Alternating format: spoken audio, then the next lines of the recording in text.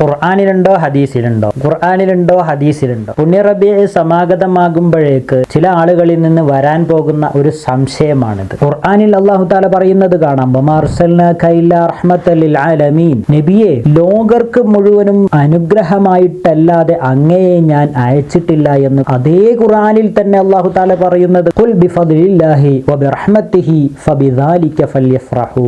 ആ നബിത്തങ്ങളാകുന്ന റഹ്മത്ത് കൊണ്ട് നിങ്ങൾ സന്തോഷിച്ചോളൂ എന്ന് വളരെ വ്യക്തമായിട്ട് തന്നെ ഖുർആൻ പറയുകയാണ്. എത്ര ലളിതമാണ് അല്ലേ?